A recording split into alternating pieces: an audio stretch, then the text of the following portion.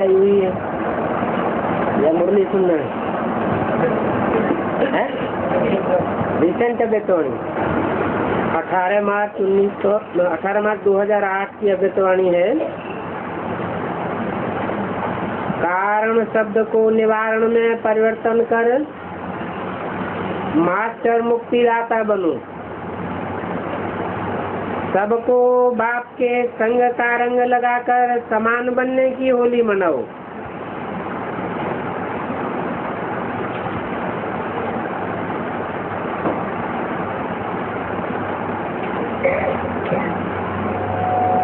आज सर्व खजानों के मालिक बाप दादा अपने चारों ओर के खजाने संपन्न बच्चों को देख रहे हैं।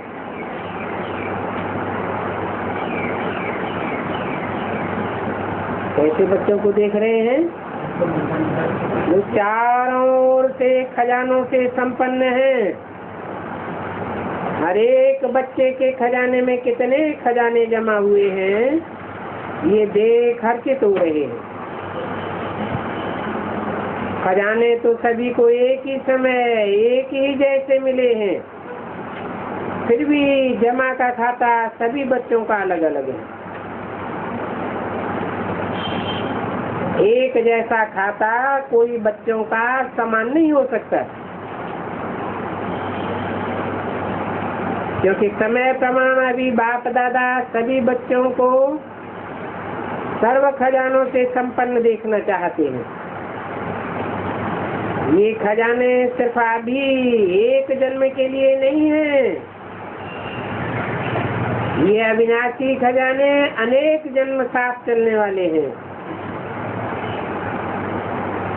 इस समय के खजानों को तो सभी बच्चे जानते ही हो। बाप दादा ने क्या क्या खजाने दिए हैं, वो कहने से ही सबके सामने आ गए हैं। सबके सामने खजानों की लिस्ट मर्ज हो गई है ना, क्योंकि बाप दादा ने पहले भी बताया है कि खजाने तो मिले, लेकिन जमा करने की विधि क्या है। जो जितना निमित्त और निर्माण बनता है उतना ही खजाने जमे होते हैं। तो चेक करो, निमित्त और निर्माण बनने की विधि से हमारे खाते में कितने खजाने जमा हुए। जितने खजाने जमा होंगे भरपूर होगा उनके चलन और चेहरे से भरपूर आत्मा का रूहानी नशा स्वतः ही दिखाई देता है। उनके चेहरे पर सदा रूहानी नशा व फकुर चमकता है, और जितना ही रूहानी फकुर होगा उतना ही बेफिक्र बागता होगा। रूहानी फकुर अर्थात रूहानी नशा बेफिक्र बादशाह की निशानी। तो अपने को चेक करो कि मेरे चलन और चेहरे पर बेफिक्र बादशाह का निश्चय और नशा है। दर्पण तो सभी को मिला हुआ है, तो दिल के दर्पण में अपना चेहरा चेक करो, किसी भी प्रकार का फिक्र तो नहीं है। क्या होगा, कैसे होगा, ये तो नहीं होगा, कोई भी संकल्प रह तो नहीं गया है। बेफिक्र बादशाह का संकल्प यही होगा, जो हो रहा है वो बहुत अच्छा, और जो होने वाला है वो और ही अच्छे से अच्छा होगा।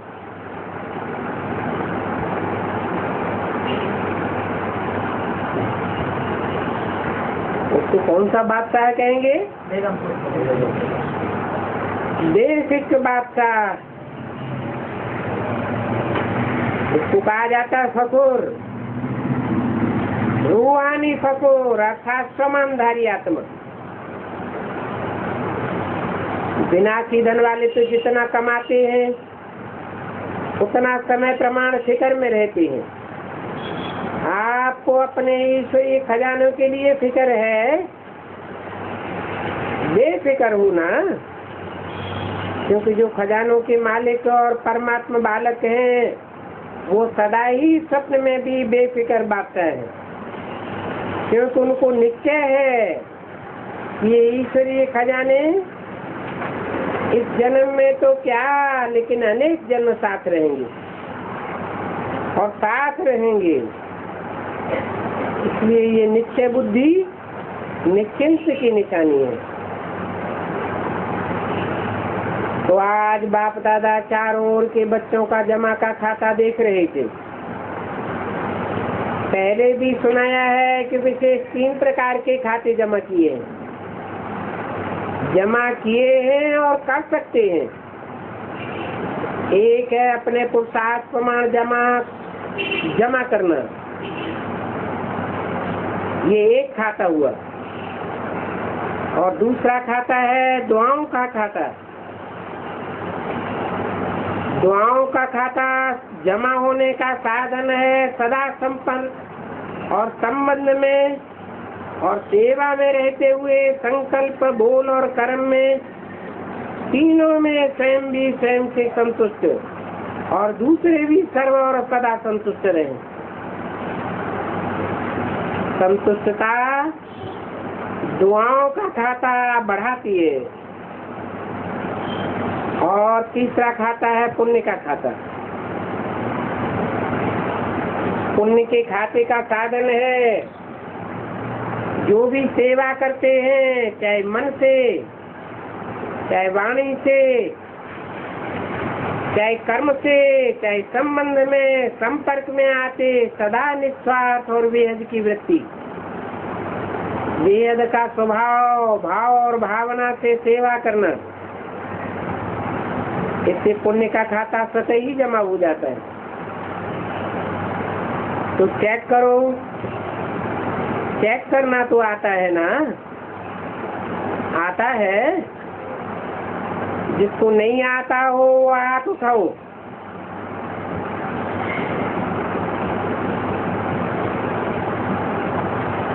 कोई नहीं है, माना सभी को चेक करना आता है। तो चेक किया है स्वपुरुषार्थ का खाता, दुआओं का खाता, पुण्य का खाता, तीनों कितने परसेंटेज में जमा हुए, ये चेक किया है। जो चेक करता है वो हाथ उठाओ। पहली लाइन नहीं करती है, चेक नहीं करते हो, क्या कहते हैं? कहते हैं ना, क्योंकि बाप दादा से सुना दिया है, बाप दादा ने हमें सुनाई दिया है, इशारा दिया है कि अभी समय की समीक्षा तीव्र गति से आगे बढ़ रही है, इसलिए अपनी चेकिंग बार बार करनी है। क्योंकि बाप दादा हर बच्चे को राजा बच्चा, राजयोगी को राजा बच्चा देखना चाहते हैं। यही परमात्मा आपका रूहानी नशा है कि एक एक बच्चा राजा बच्चा है। तो राज्य अधिकारी, तो विश्व राज्य अधिकारी परमात्मा बच्चा। तो खजाने तो बाप दादा मिलते ही रहते हैं। इन खजानों के जमा करने की बहुत सहज विधि है। इसे विधि कहो या चाबी कहो, वो विधि जानते हो? जमा करने की चाबी क्या है जानते हो? 3 बिंदियां हैं, है ना ये सभी के पास चाबी। 3 बिंदियां लगाओ और खजाने जमा होते जाएंगे। माताओं को ये चाबी लगाना आती है ना, चाबी संभालने में होशियार होती है ना।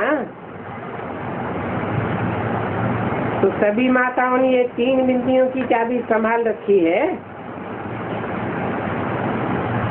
चाबी लगाई है। दोनों माताएं चाबी है,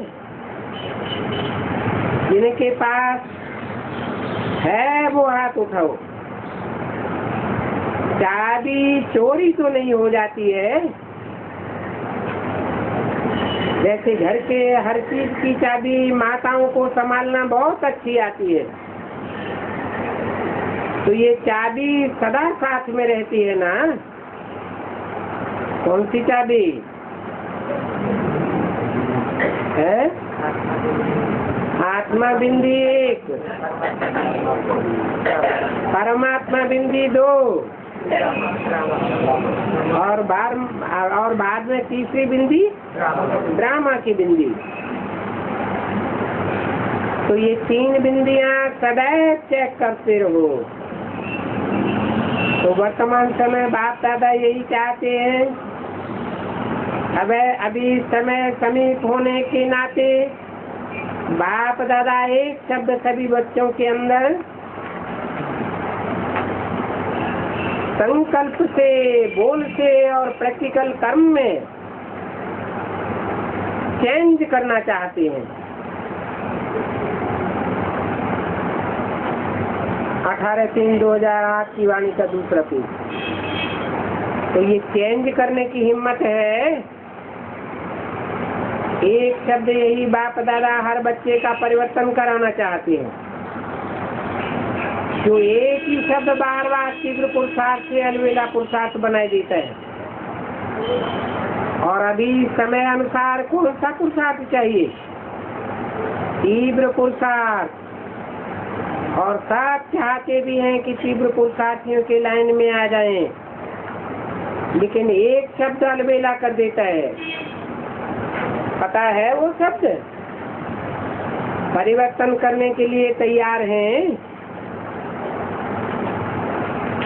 हाथ उठाओ। तैयार हैं? देखो, आपका फोटो टीवी में आ रहा है। अच्छा, तीव्र पुरुषार्थ से परिवर्तन करना है या कर लेंगे या देख लेंगे? ऐसे तो नहीं है। एक शब्द जान तो गए होंगे, क्योंकि सब होशियार हो गए हैं। वो एक शब्द है कारण।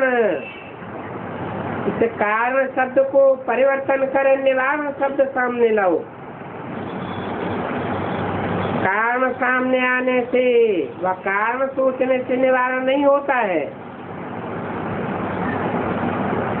तो बाप दादा संकल्प तक, सिर्फ बोलने तक नहीं, लेकिन संकल्प तक यह कारण शब्द को निवारण में परिवर्तन करना चाहते हैं। क्योंकि कारण तो भिन्न भिन्न प्रकार के होते हैं, और वो कारण शब्द सोचने से, बोलने से, कर्म में आने से तीव्र पुरुषार्थ के आगे बंधन बन जाता है। क्योंकि आप सभी का बाप दादा से वायदा है, इसलिए से ये वायदा है कि हम सभी भी बाप के विश्व परिवर्तन के कार्य में साथी हैं, बाप के साथी हैं। बाप अकेला नहीं करता है, इसलिए से वायदा है कि हम सभी भी बाप के विश्व परिवर्तन के कार्य के साथी हैं। सर्वात्माओं के कारणों को भी निवारण करना, क्योंकि आजकल मेजॉरिटी दुखी और अशांत होने के कारण सभी मुक्ति चाहते हैं, और अभी मुक्ति चाहते हैं। दुख अशांति से, सब बंधनों से मुक्ति चाहते हैं। तो मुक्तिदाता कौन है? बाप के साथ आप बच्चे भी मुक्तिदाता हो। आप मुक्तिदाता आत्माओं को याद करते हैं, मन में दुखी होके चिल्लाते हैं, ये मुक्तिदाता मुक्ति दो। तो क्या आपको आत्माओं के दुख और शांति की पुकार सुनने में नहीं आती? लेकिन मुक्तिदाता बन पहले इस कारण शब्द को मुक्त करो, तो स्वतः ही मुक्ति का आवाज आपके कानों में गूंजेगा। पहले अपने अंदर से शब्द से मुक्त होंगे तो दूसरों को भी मुक्त करा सकेंगे। अभी तो दिन प्रतिदिन आपके आगे मुक्तिदाता मुक्ति दो ये क्यों लगने वाली है? लेकिन अभी तक अपने पुरुषार्थ में भिन्न भिन्न कारण शब्द के कारण मुक्ति का दरवाजा बंद है।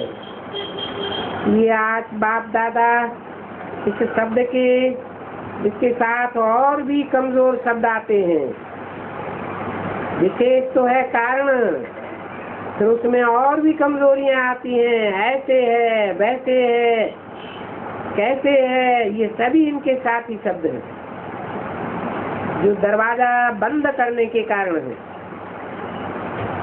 तो आज सब होली मनाने आए हो ना,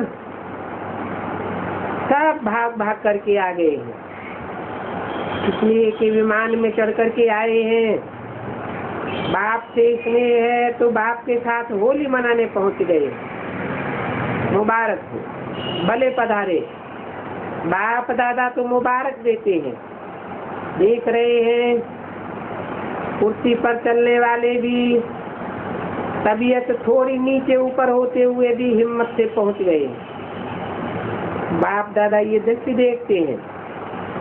यहाँ क्लास में आते हैं, प्रोग्राम में आते हैं, तो चेयर पर भी चल के पंडे को पकड़ करके आते हैं।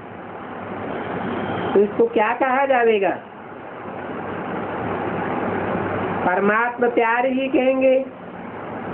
बाप दादा भी ऐसे हिम्मतवान स्नेही दिल के स्नेही बच्चों को बहुत बहुत दिल की दुआएं देते हैं। दिल का प्यार विशेष दे रहे हैं, क्योंकि हिम्मत रख करके आए हैं। बाप के और परिवार की तो मदद है ही। सभी को स्थान ठीक मिला है। जिसको स्थान ठीक मिला है वो हाथ उठाओ। फॉरेनर्स को ठीक मिला है। ये मेला है, मेला। वहाँ मेलों में तो रेत भी चलती रहती है, खाना भी चलता रहता है। आपको तो ब्रह्मा भोजन अच्छा मिला ना, मिलता है। अच्छा, हाथ हिलाए रहे। सोने के लिए 3 पैर पृथ्वी मिली। ऐसा मिलन फिर 5000 वर्ष के बाद संगम पर होगा, फिर कभी नहीं होगा। तो आज बाप दादा को संकल्प है कि सब बच्चों के जमा खाते को देखा भी है, आगे भी देखेंगे, क्योंकि बाप दादा ने ये पहले भी बच्चों को सूचना दे दी है कि जमा के खाते जमा करने का समय अभी संगम युग है। इस संगम युग पर अभी कितना जमा करना चाहते हो करो। सारे कल्प का खाता जब अभी जमा कर सकते हो, फिर जमा के खाते की बैंक ही बंद हो जाएगी, तो क्या करेंगे? ये बाप दादा को बच्चों से प्यार है, तो बाप दादा जानते हैं कि बच्चे अलबेलेपन में कभी भूल जाते हैं, तो उससे हो जाएगा, देख लेंगे। कर तो रहे हैं, चल तो रहे हैं, बड़े मजे से कहते रहते हैं। कहते हैं आप देख नहीं रहे हो, हम तो कर रहे हैं ना। हाँ, चल तो रहे हैं, और क्या करें। लेकिन चलना, दौड़ना और उड़ना और हाई जंप लगाना, इसमें कितना फर्क हो जाता है। चल रहे हो इसकी मुबारक है, लेकिन अभी चलने का समय समाप्त हो रहा है। अभी तो उड़ने और हाई जंप लगाने का समय है, तब ही मंजिल पर पहुंच सकेंगे। साधारण प्रजा में आना, भगवान का बच्चा और साधारण प्रजा, ये कोई शोभता है क्या?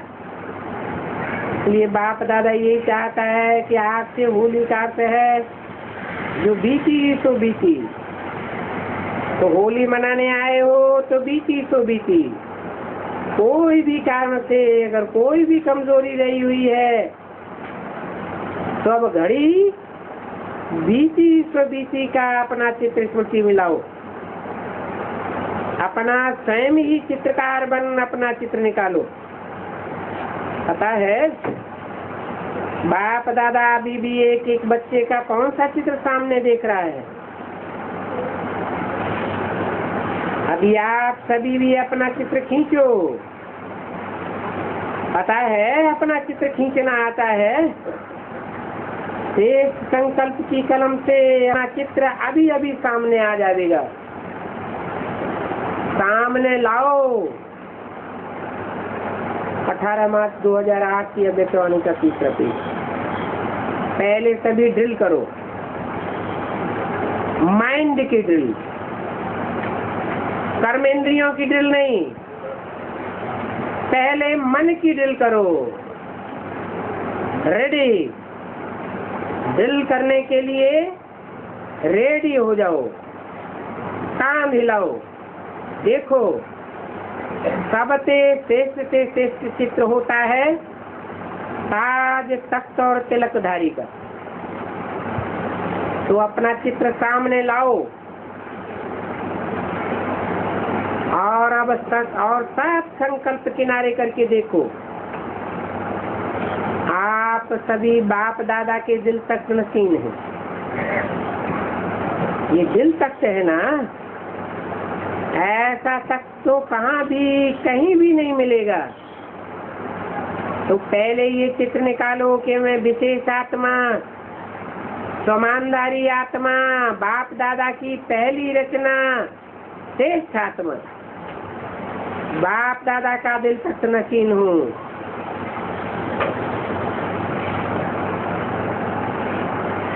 तो दिल तक नसीन हो गए। साथ में परमात्मा रचना इस वृक्ष के जड़ में बैठी हुई पूर्वज और पूज्य आत्मा हूँ। इस स्मृति का तिलकधारी हूँ।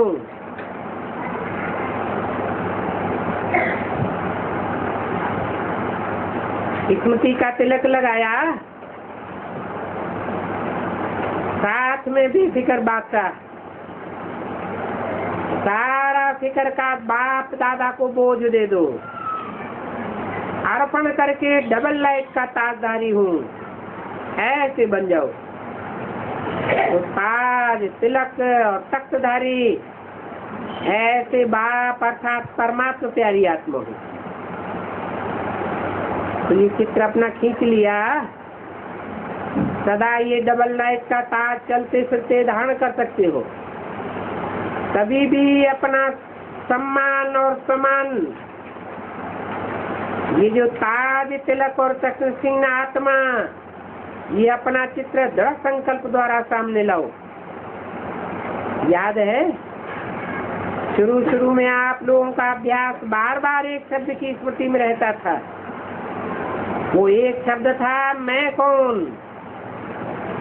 ये मैं कौन, ये शब्द बार बार स्मृति में लाओ। और भिन्न भिन्न समान टाइटल, भगवान के मिले हुए टाइटल। आजकल लोगों को मनुष्य टाइटल देते हैं। वो टाइटल उन मनुष्यों से मिलता है तो भी कितना महत्व से समझते हैं। और आप बच्चों को बाप द्वारा कितने टाइटल मिले हैं। समान मिला है, सदा समान की लिस्ट अपने बुद्धि में मनन करते रहो। मैं कौन हूँ, तो लिस्ट सामने लाओ।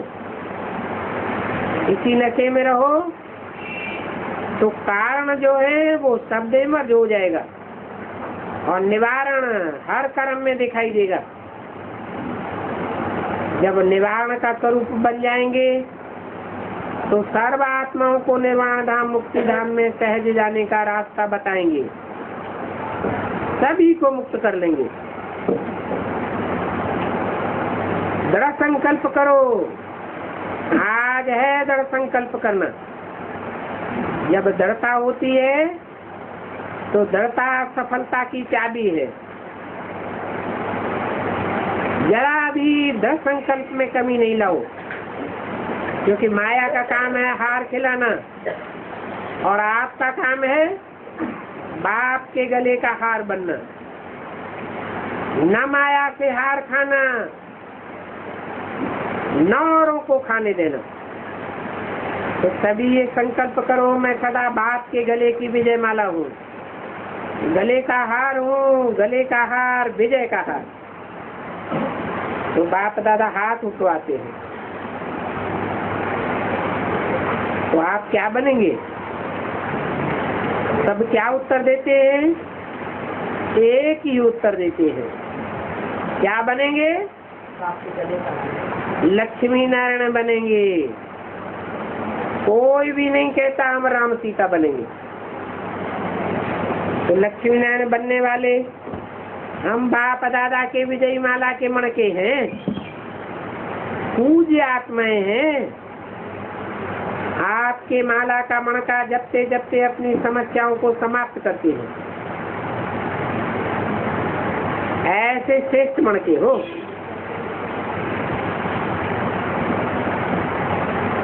तो आज बाप दादा को क्या देंगे? होली की कोई तो गिफ्ट देंगे ना। ये कारण शब्द और कारण, ये तो करने वाला कारण तोता बन जाएगा ना। अभी तो भी नहीं, ऐसे वैसे भी नहीं, कोई भी प्रकार का कारण नहीं, सिर्फ निवारण। तो आज होली बाप दादा के सदा संग में रहने की, कंबाइंड रहने की होली मनाई। सबसे पक्के में पक्का संग रहना है, कंबाइंड रूप। साथ वाला फिर भी आगे पीछे हो सकता है, लेकिन कंबाइंड रूप वाला सदा साथ रहता है। तो होली अर्थात बाप के संग के रंग में रहना।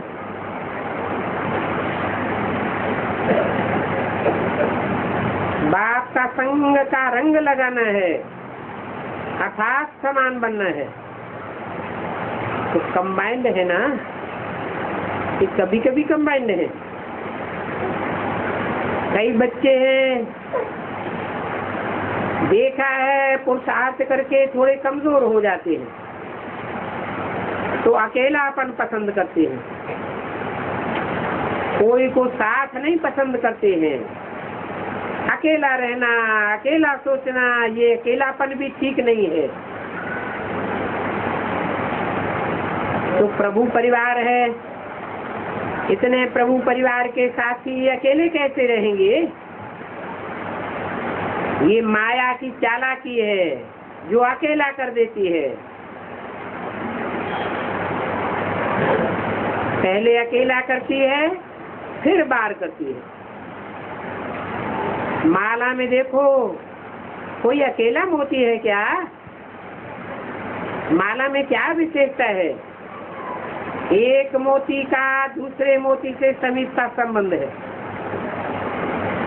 जरा भी बीच में धागा नहीं दिखाई देता है। इसलिए सहयोगी साथी यही आपका यादगार है। तो आपने होली मनाई, बाप समान बनना, खास संग के रंग में आना। तो सबका संकल्प क्या है? समान बनना है, बाप को खुशी है। बाप दादा एक एक बच्चे को समान बनने की, एक संकल्प करने की पदम गुना मुबारक दे रहे हैं। तो मुबारक हो, मुबारक हो। नशा है ना, हमारे जितना पद्मा पदम भाग्यशाली कौन होगा? इसी नशे में रहो। जो पहली बार मिलने के लिए आए हैं वो हाथ उठाओ। तो पहली बारी जो बच्चे हिम्मत रख करके आए हैं, उनको विशेष बाप दादा संगठन के मौज मनाने की मुबारक दे रहे हैं और साथ में विशेष वरदान दे रहे हैं। वो वरदान है अमर भव। ये वरदान सदा अमृत वेले मिलन मनाने के बाद सारे दिन के लिए बार बार याद रखना। अमर हूँ, अमर बाप का बच्चा हूँ। अमर पद प्राप्त करने वाली आत्मा हूँ, जन्म भले लेंगे लेकिन सुख शांति तो सदैव अमर रहे। अच्छा, आज सेवा का टर्न दिल्ली वालों का है, आगरा भी है। बाप दादा ने देखा है, जिस भी जोन को टर्न मिलता है वो बड़ी दिल से, खुली दिल से सभी को चांस दिलाए देते हैं। अच्छा है, ये डबल फायदा हो जाता है। एक है यज्ञ सेवा का फायदा और दूसरा है यज्ञ सेवा का पुण्य बहुत बड़ा है, एक का लाख गुना फल मिल जाता है। ये यज्ञ की महिमा कम नहीं है, वो तो मैटेरियल यज्ञ होते हैं तो भी कितना खुशी से करते हैं, समझते हमें बहुत प्राप्ति हुई। और ये तो असली यज्ञ है, तो जो भी आते हैं उनको बहुत फायदे हैं। एक यज्ञ सेवा का पुण्य जमा होता है, दूसरा इतनी तेज साथ में मधुवन में ही इकट्ठी मिल जाती है।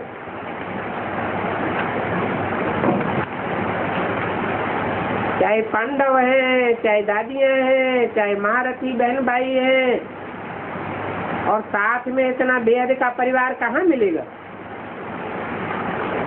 सतयुग में भी छोटा परिवार होगा।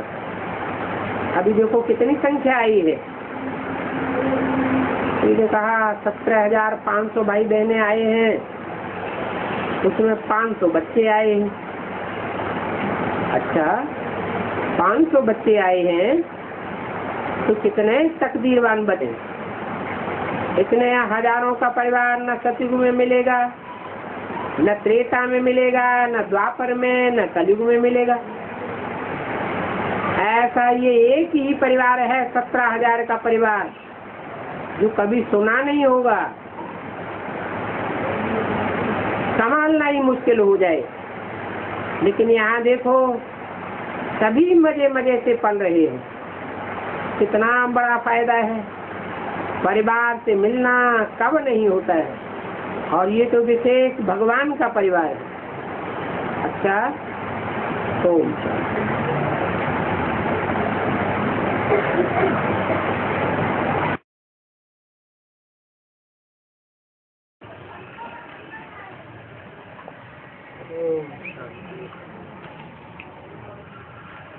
आज का प्रातः क्लास है 10 अप्रैल 1968।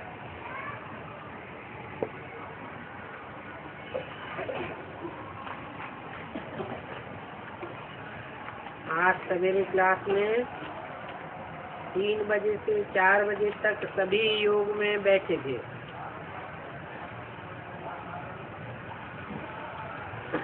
ओम शांति। बच्चे सवेरे उठकर क्या करते थे? बाप को याद करते थे और चक्र को भी याद करते थे, बस ना, और तो कोई बड़ी बात नहीं। कोई पहाड़ फोड़ने व समुद्र को पार करने आदि की तो बात ही नहीं है। अपन को आत्मा तो समझना चाहिए ना। बाप भी कहते हैं अपन को आत्मा समझ और बाप को याद करते रहो, तो सतो प्रधान बन जाएंगे। अभी तुम तमो प्रधान बने हो, फिर सतो प्रधान बनना है। अभी तुम कलयुग में हो न कि सतयुग में। सतयुग में सतो प्रधान और कलयुग में तमो प्रधान, ये तो अभी कॉमन बात है। हाँ, समझाने में थोड़ा टाइम लगता है, तो मुझे वह हार्ट फेल होने की कोई दरकार नहीं है।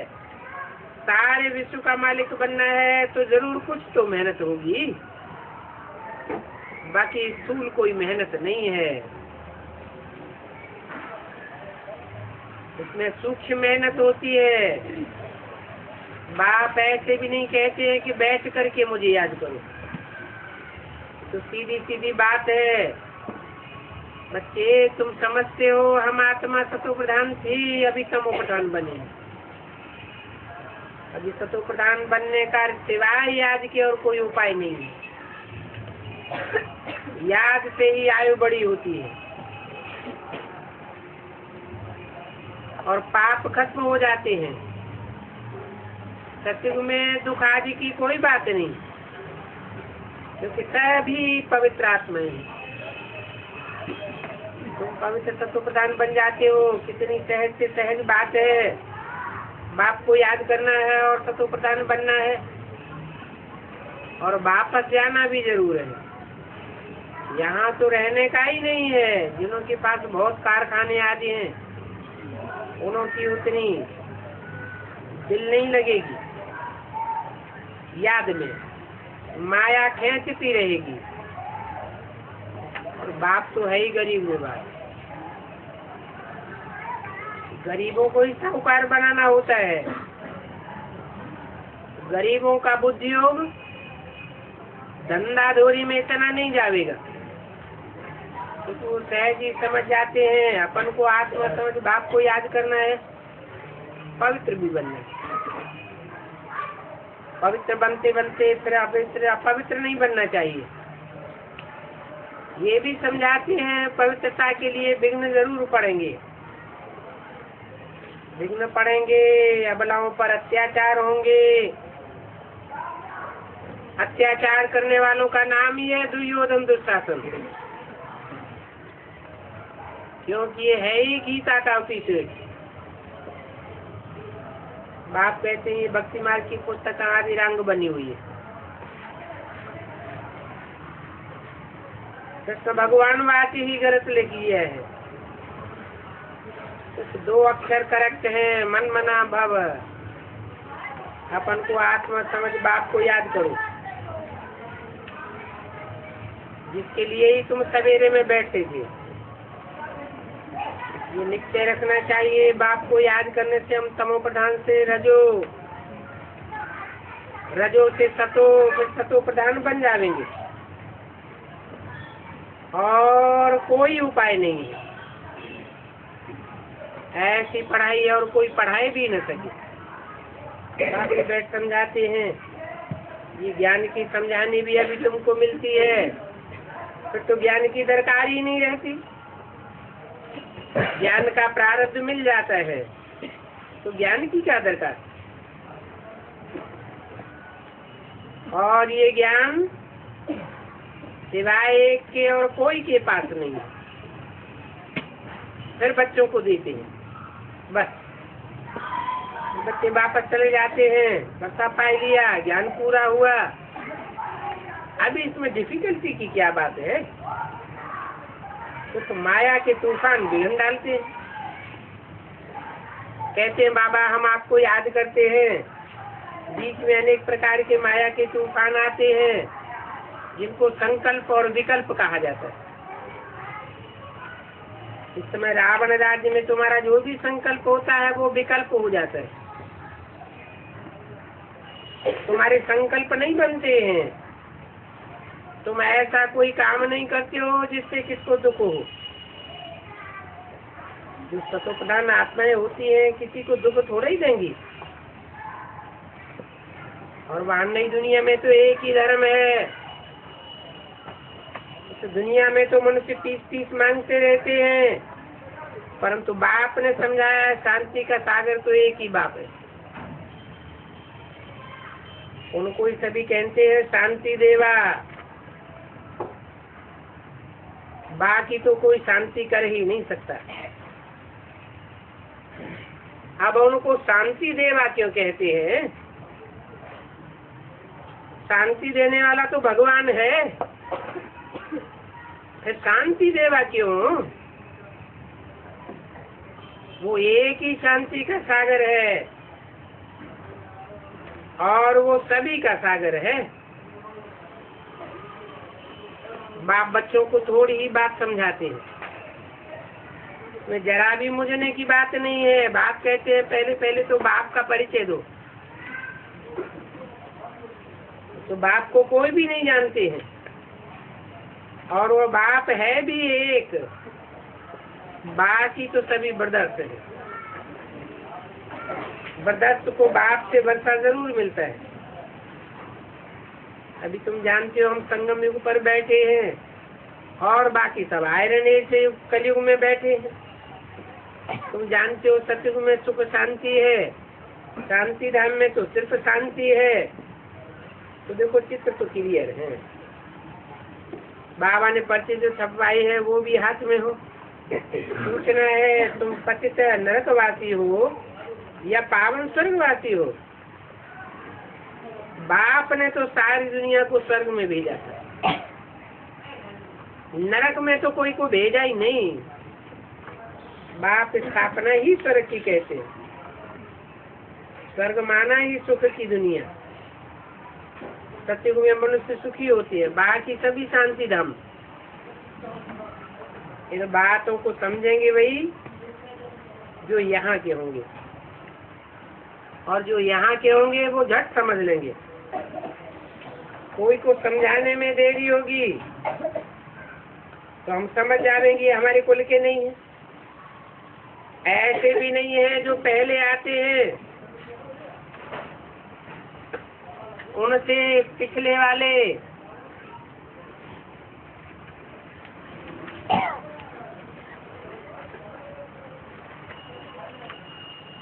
पढ़ करके तीखे नहीं हो सकते हैं। नहीं, पहले वालों से पीछे आने वाले भी सीखे जा सकते हैं। 10 अप्रैल 1968 की वाणी का दूसरा पेज। गैलअप करने में फ्री हैं, नए नए भी गैलअप कर सकते हैं। भल कोई पिछाड़ी में आवे तो भी पहले वालों से सीखे चले जाएंगे। बाप तो सिर्फ कहते हैं मुझे याद करो। आत्मा जो प्योर बनी है वही फिर इम्प्योर बनी है। फिर प्योर बन करके मुक्ति जीवन मुक्ति में चले जाएंगे। इसमें मुझने की कोई बात नहीं बनती। इस पढ़ाई से तुम कितना उच्च मर्तबा पाते हो, और पढ़ाने वाला एक ही टीचर है। तुम सब हो नाइब टीचर। ये है रूहानी स्कूल। तुम देखते हो कुरान से नई नई सीखे चले जाते हैं। समझाने का तो सिर्फ यही है।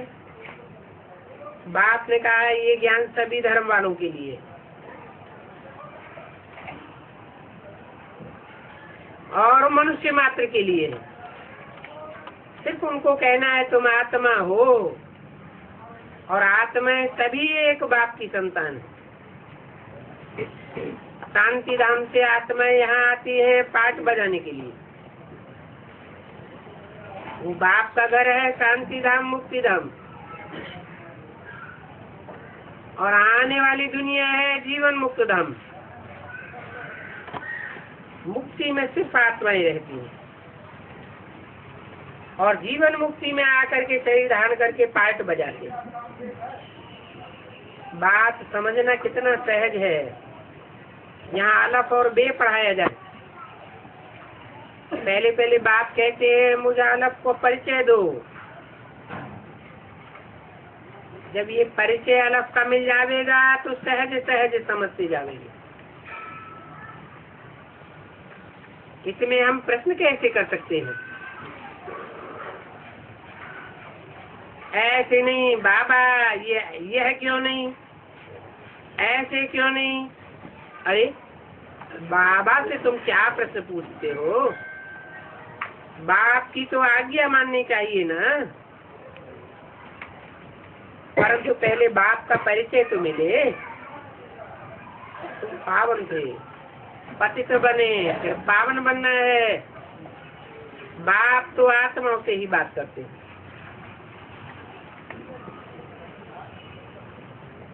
ऐसा कोई सन्यासी उदासी नहीं जो कहे कि तुम आत्मा सभी भाई भाई थे। बाप एक ही है। लौकिक बाप से हद का वर्ता, और पारलौकिक बाप से बेहद का वर्ता मिलता है। सन्यासी निवृत्ति मार्ग वाले ये बात बता नहीं सकते। वो तो कहते हैं सुख है ही काग विष्टा समान। दोनों का तो धर्म ही अलग है। कितनी माइयाँ आदि जाकर के उन्हों के फॉलोअर्स बनती हैं, परंतु ये सन्यासी आदि तो आते ही बाद में। जैसे कि आदि में तो पहले पहले बाप ही आते हैं। शुरू में तो है ही आदि सनातन देवी देवता धर्म वाले, और आदि सनातन देवी देवता धर्म की शिक्षा बाप ही देते हैं, और तो कोई ये शिक्षा दे ही नहीं सकता। वास्तव में उनको तीर्थ यात्रा करने, पुस्तक आदि पढ़ने का भी हुक्म नहीं है, दरकार ही नहीं रहती है। जैसे वो हद के सन्यासी हैं, वैसे तुम भी बेहद के सन्यासी हैं। तुमको भी हुक्म नहीं है। बाप कहते हैं सिर्फ माम एकम याद करो। वो हाथी योगी सन्यासी कहते हैं ब्रह्म में लीन हो जाएंगे। वो अपन को 5 तत्व ज्ञानी ब्रह्म ज्ञानी कहलाते हैं। तुमको तो व्याप आकर के ज्ञान देते हैं। ब्रह्म बाप तत्व थोड़े ही तुमको आकर ज्ञान देता है। ब्रह्म व तत्व तो रहने का स्थान है, उनको ज्ञान सागर थोड़े ही कहेंगे। तो बाप समझाते हैं उन सन्यासियों का धर्म बिल्कुल अलग है। उन्हों का फॉलोअर्स बनना तो अंधश्रद्धा है, ब्लाइंड फेथ। बाप जब आते हैं तब ही स्वर्ग का वर्षा मिलता है, नहीं तो इतने सन्यासी उदासी धर्म पिताएं इब्राहिम बुद्ध क्राइस्ट आए, कभी स्वर्ग तो बना नहीं। बाप बैठ अपना परिचय भी देते हैं, ये भी बताते हैं तुम आपस में भाई भाई हो, तुम्हारा मैं बाप हूँ। कहते हैं मैं कल्प कल्प आता हूँ, और साधारण तन में बैठ तुमको अपना परिचय देता हूँ। रचना के आदि मध्य अंत का राज भी समझाता हूँ, जिससे तुम सुदर्शन चक्रधारी बन जाते हो। परंतु ये अलंकार सुदर्शन चक्र आदि का तुम ब्राह्मणों को नहीं शोभेगा, क्योंकि आज तुम अलंकार धारण करते हो, कल गायब हो जाता है। आज चक्रधारी बनते हो, कल चक्र गायब हो जाता है। आज ज्ञान का शंख फूकेंगे, कल ग्लानि करने लग पड़ते हो। तो तुमको ये अलंकार नहीं शोभते, इसलिए ये संपूर्ण रूप विष्णु को दे दिए। वास्तव में ये अलंकार ब्राह्मणों की बात है, और विष्णु के अर्थ को भी समझते नहीं है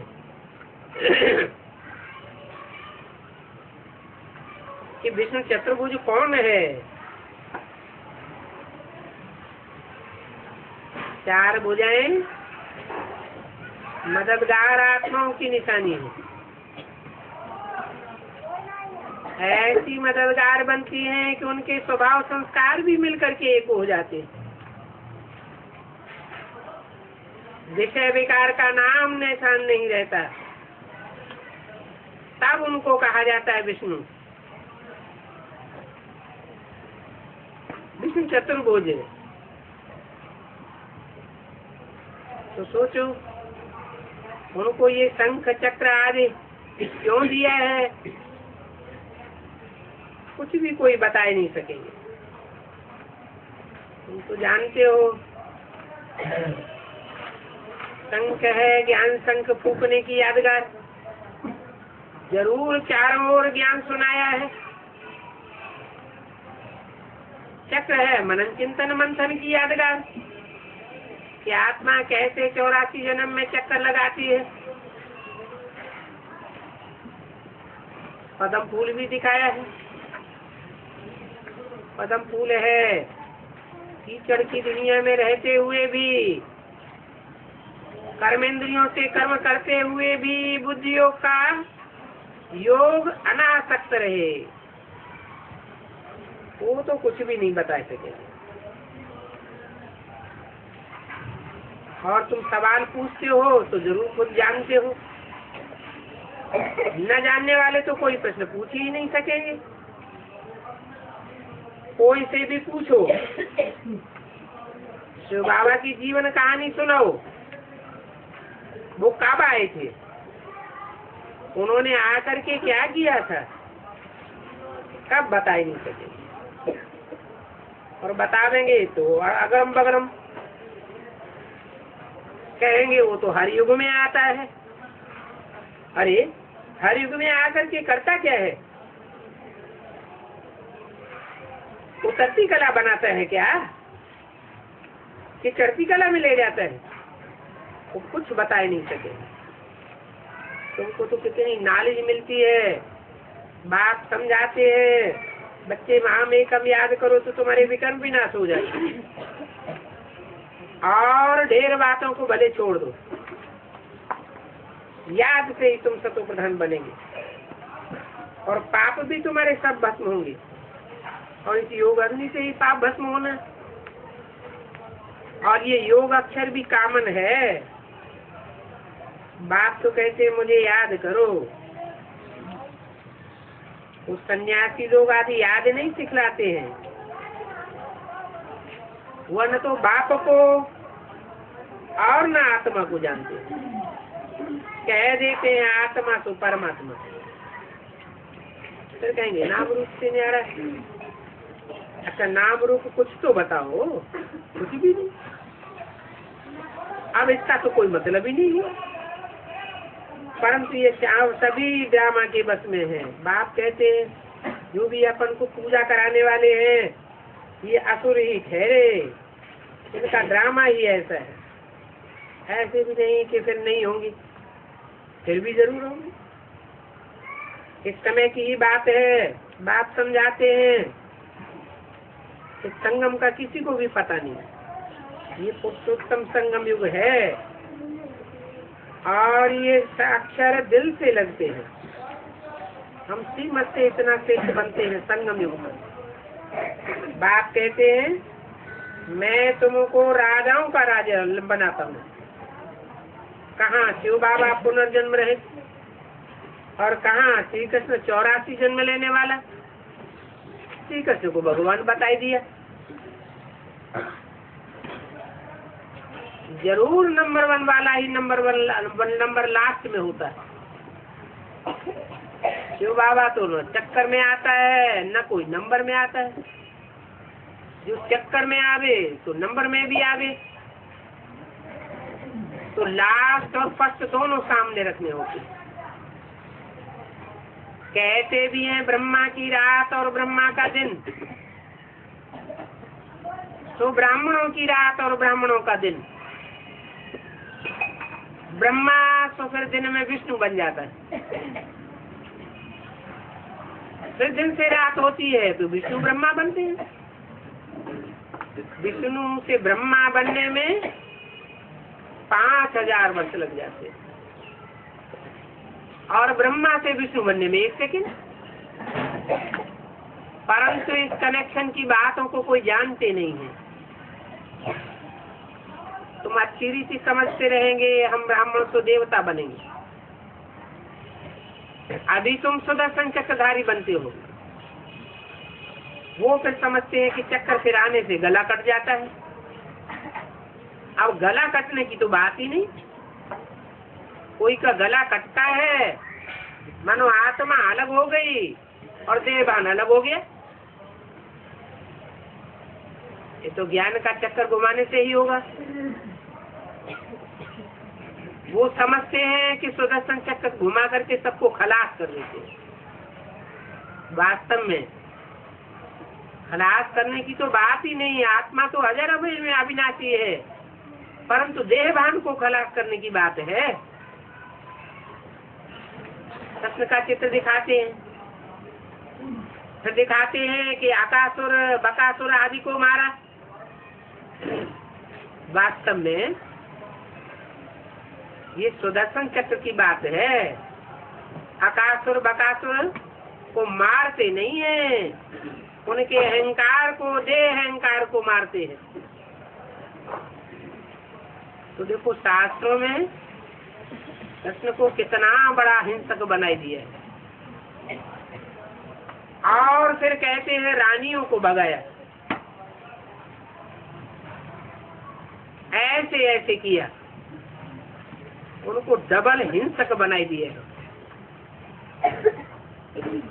कितनी ग्लानि कर दी है। तुम कोई की भी बेअदबी अगर सुनते हो और तब अगर तब की बातें सुनते हो तो झट कहेंगे तुम ये क्या करते हो, ये तो बड़ा ही पाप हो गया। भारतवासी कहते हैं, जो कहते हैं तो रांग ही कहते हैं। ये भारतवासियों का काम है भगवान की ग्लानि करना। और भारत में ही भगवान बाप आते हैं, आकर समझाते हैं तुम कितने ऊंचे थे, फिर गिरते गिरते तमो प्रधान बन गए। मैं तो अपने पूरे टाइम पर आता हूँ। इस ड्रामा को सिवाय तुम्हारे और कोई नहीं जानते। और समझना भी बहुत सहज बात है। सिर्फ बाप को और वर्षे को याद करना है, नहीं तो खाली बाप क्या करेगा। अकेला चना भार फोड़ेगा क्या। बाप तुम बच्चों का सहयोग लेते, वाइब्रेशन तुम बच्चों को बनाना है। वर्षा भी याद आना चाहिए, बाप भी याद आना चाहिए। देखो बाप से वर्षा कैसे सहज मिलता है, मुझने की कोई बात ही नहीं है। बाप कहते हैं तुम जो करते हो तो बिल्कुल ठीक करते हो, बिल्कुल एक्यूरेट बनो, मुझो नहीं। ये तो बंदर लोग हैं, तुम इनको रतन देंगे, वो रत्नों को भी पत्थर समझ करके फेंक देंगे। इन रत्नों की वैल्यू तो तुम ही जानते हो, इनकी बहुत वैल्यू है। तुम्हारे पास तो वहाँ कार उनका खजाना बन जाता है। विचार करो, वहाँ तुम कितने साहूकार थे। बाद में जो मंदिर बनाए उनमें कितना माल था। वो एक एक चीज लाखों रुपए की होती, फिर भी ये सब रिपीट होगा। कोई मुझसे हैं, मकान आदि तो टूट गए, फिर कैसे वही बनेंगे। हीरों की कहानियां फिर कैसे निकलेंगी। ऐसी ऐसी बातों में मुझ करके फिर आते ही नहीं है, ड्रामा को समझते नहीं है कि सारा ड्रामा हूबहू रिपीट होता है। वर्ल्ड की हिस्ट्री ज्योग्राफी रिपीट होती रहती है। बाप कहते हैं गॉड इज वन, वो बाप ही क्रिएटर है। सारी दुनिया का क्रिएटर एक है, और क्रिएटर की क्रिएशन भी बंद है। कहते भी है गॉड इज वन, तो गॉड का बच्चा भी वन कहा जाता है। बाकी अनेक प्रकार की दुनियाएं नहीं होती हैं, वो तो समझते आने ना तो दुनियाएं हैं। फिर उनसे कौन बैठ करके माथा मारे। तुम जानते हो दुनिया तो एक ही है। वर्ल्ड की हिस्ट्री ज्योग्राफी कैसे रिपीट होती है, ये सब तुम्हारी बुद्धि में है। 84 का चक्र है, युग भी समझाए हैं। ये पुरुषोत्तम संगम युग है। जब बाप आकर के तुमको ये बताते हैं, नई नई बातें बताते हैं ना। तुम्हारा फोटो भी निकाला था, राजयोग का भी फोटो निकाला और भविष्य का भी फोटो निकाला। बाप कहते भी हैं कि मुझे याद करने से तुम यह बन जाओगे। इतनी सहज बात है। सवेरे तुम 1 घंटा बैठो, ऐसे भी नहीं कि 1 घंटा कोई याद में बैठते हैं, 5 मिनट भी मुश्किल याद में रहे होंगे। तो अपना चार्ट बताओ, कहाँ कहाँ बुद्धि योग भटका, फिर बुद्धि को कहाँ कहाँ लगाया। बाप ने कहा है बुद्धि योग लगेगा और भागेगा भी, फिर उसको खींच कर लगाओ। कोई तो बल कितना भी माथा मारे, योग में रह नहीं सकते, उनको याद में बैठना आवेगा ही नहीं। कोई का 20 मिनट, कोई का 10 मिनट लगेगा, सारा समय तो कोई का बुद्धि योग फिट हो न सके, गपोड़ा मारते रहते। हमारा तो योग बहुत अच्छा लगा। अच्छा, बहुत अच्छा लगा तो दूसरा, तीसरा, चौथा घंटा भी बैठ जाओ, कमाई करो, क्योंकि सहयोग से ही तुम अमरपुरी के मालिक बनते हो, अमर बन जाते हो ना। वहाँ तो कोई काल खाता ही नहीं है, और काल कोई आत्मा को तो खाता नहीं है। आत्मा तो अजर अमर अविनाशी है, काल खाता है शरीर को। वहाँ तुम बैठे बैठाए अपनी इच्छा से शरीर छोड़ेंगे। दुनिया में तो किसी को पता नहीं है कि सत्य को त्रेता में अकाले मृत्यु होता ही नहीं है। इस दुनिया में तो अकाले मृत्यु हो जाता है।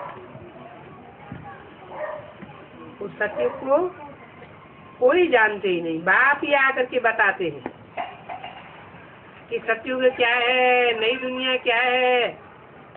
तुमको भी इन बातों का आगे पता था क्या?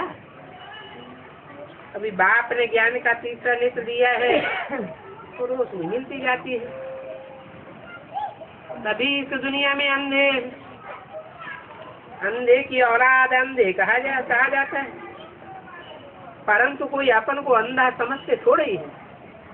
दुनिया का चक्र कैसे फिरता है कुछ भी नहीं जानते, और धर्म वाले तो फिर भी जानते हैं। हमारे धर्म पिता का नाम क्या है, हमारा धर्म क्या है, कितने टाइम से हमारा धर्म चलता चला आ रहा है। भारतवासी तो बिल्कुल अंधे, फलाना फलाना टाइम पर कौन आया, भारतवासियों को कुछ भी पता नहीं। अभी तुम बच्चे नॉलेजफुल बनते हो, फील भी करते हो हमें ये नॉलेज थी, नॉलेज से ही हम देवता बने थे। अभी फिर ये नॉलेज मिलती है तो तुम तो देवता बनते हो। तो मुख्य बात है बाप के परिचय की। पहले पहले कोई भी आए बाप का परिचय दो। विलायत में भी तुम बहुत अच्छी रीति समझा सकते हो। बाबा विचार करते हैं इतनी सहज नाली क्यों नहीं समझाते, उनको समझा सकते हो। जो सन्यासी लोग भी तुम्हारे पास आते हैं वो सहज राजयोग सिखला ही नहीं सकते, वो तो एक ही गॉड फादर सिखलाते हैं। मनुष्य सृष्टि का वो गॉड फादर बीज है, उनमें सारी नॉलेज भरी हुई है। 10 अप्रैल 1968 की वाणी का 4था पेज। और ये सारी सृष्टि की नॉलेज सिवाय एक बाप के कोई सन्यासी नहीं ले सकते, और वो राजयोग सिखलाए भी नहीं सकते हैं। वो धर्म सन्यासी, धर्म स्थापन करने वाले सब निवृत्ति मार्ग वाले हैं। भारत के सन्यासी सब निवृत्ति मार्ग वाले हैं। इस सहज राजयोग में तो कोई शारीरिक क्रिया आदि करना ही नहीं है। बाप कहते हैं जब तुम मुक्ति धाम में थी तो तुम्हारी आत्मा प्योर थी, फिर प्योर बनना है। पहले प्योर पार्ट बजाते हो फिर इम्प्योर बन जाते हो। तो अभी अपन को आत्मा समझो, और वो आत्मा बहुत छोटी बिंदी है। बाप परमात्मा भी बहुत छोटी बिंदी है। आत्मा पवित्र बनकर भागेगी स्वीट होम। तो समझो कि ये भारत का प्राचीन युग बहुत पॉपुलर था, जिससे मुक्ति, जीवन मुक्ति मिलती है। बाप एक ही बार आकर के ये राजयोग सिखलाते, और जब बाप आते हैं तो कोई प्रकार की फीस आदि भी नहीं लेते हैं।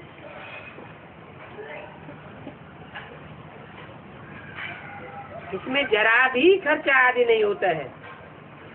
वो सन्यासी तो कितना राजयोग के नाम पर कमाई करते हैं।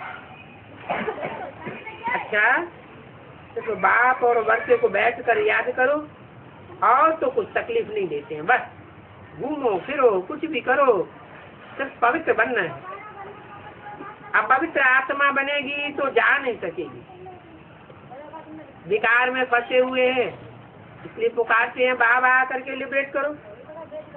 बाप कहते हैं तुम याद करो तो तुम्हारे पाप सारे विनाश हो जाएंगे, फिर तुम्हारी आत्मा भी उड़ेगी। स्वर्ग में जो पहले जाने वाले हैं वो ही जाएंगे, उनकी आत्मा उड़ेगी तीखी। तुम तो पीछे आते हो अपना अपना धर्म स्थापन करने के लिए। अभी सभी को वापस जाना है। बाप ही गाइड बन करके सभी को समझा नहीं देते है बहुत सहज। आज अक्षर ही दो है, घर में भी रहो, नौकरी आदि भी भल करो, सिर्फ बाप को याद करो, तुम्हारी खाद निकल जाएगी। उनका ही भारत का प्राचीन राजयोग कहा जाता है। ऐसे अंग्रेजी में बैठ करके समझाओ तो सभी कहेंगे हियर हियर। नई बातें हैं, स्पिरिचुअल नॉलेज तो बरोबर ये है, और कोई तो इन बातों को जानते ही नहीं है। ये नॉलेज देता भी हुआ एक ही है। ये राजयोग हम बाप द्वारा सीख रहे हैं। हम विश्व के मालिक बनेंगे तो उसमें और कोई भी चित्र आदि की बिल्कुल दरकार नहीं रहती। ये तो मोस्ट सिंपल बात है, रूहानी नॉलेज है, चित्रों आदि की भी बात नहीं। अपन को आत्मा निश्चय करना है, इसमें मेहनत लगती है।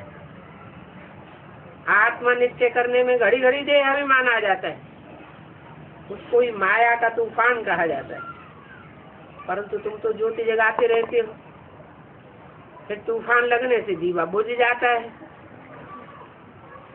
ड्रामा अनुसार राजधानी तो तुम्हारी स्थापन होनी, ऐसे कब नहीं समझना तुम्हारी मिशन कोई फेल हो सकती है। नहीं, कुछ भी हो जाए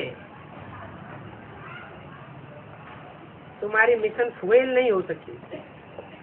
अविनाशी ईश्वरीय मिशन कब फेल हो नहीं सकती, स्थापना तो हो ही जानी।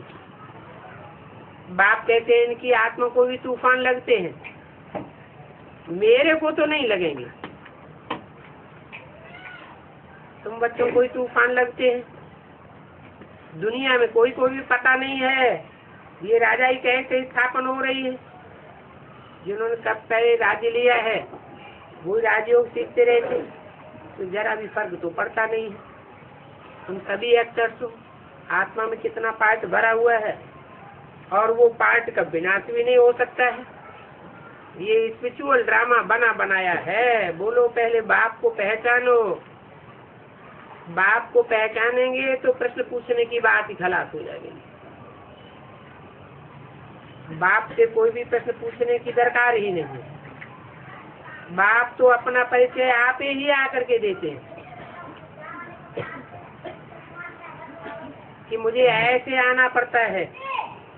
तुम किसको कहते हो सीकर से 84 जन लेते हैं तो वो बिगड़ पड़ते हैं।